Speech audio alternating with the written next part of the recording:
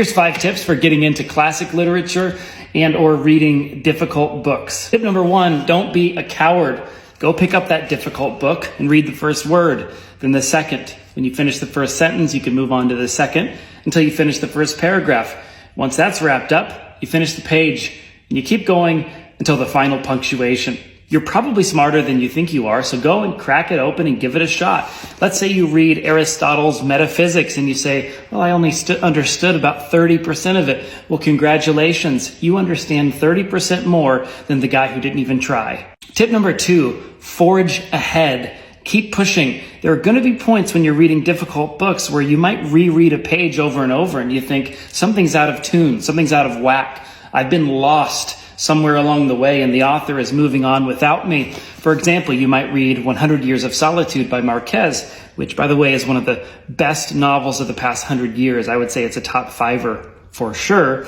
You might read the first 50, 100 pages and you're seeing repetition in a weird way. You're getting names confused and you kind of slow down and go, oh, it's beyond me. I can't comprehend this. If you just forge ahead by page 100, page 150, you're going to go, I see the elliptical pattern that Marquez is using. I see the technique. Often with classic lit, whether it's Marquez or like a modern like Thomas Pynchon, there are some intentional obfuscation, but as you forge ahead, they'll bring things back up and provide more clarity, and it'll make a little more sense. With some authors, maybe some Faulkner or some Pynchon or some William Gaddis, you're not going to get it anyways because they sort of divorce meaning and comprehension from the literature itself. But regardless, if you're diving into this world, just learn to forge ahead, even if you're scratching your head a little bit. Number 3, read the critics and read the commentary. Read the cliff notes. See what other people are saying about the book that you're reading. David Foster Wallace writes extensively about literary theory,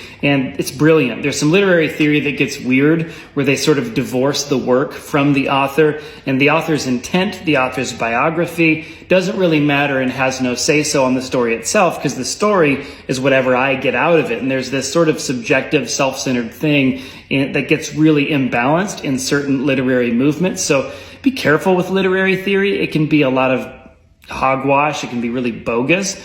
But there are some critics who are balanced. Read Harold Bloom, read Dorothy Parker, read James Wood. I would say read David Foster Wallace. Find good commentary, find good reviews, and see what other people are getting out of the work, because you may see similarities and you may see differences, but don't be afraid of commentary. Don't be afraid of reading a synopsis. These things can help you as you're building your literary muscle. Tip number 4, know that rereading is a part of the literary experience.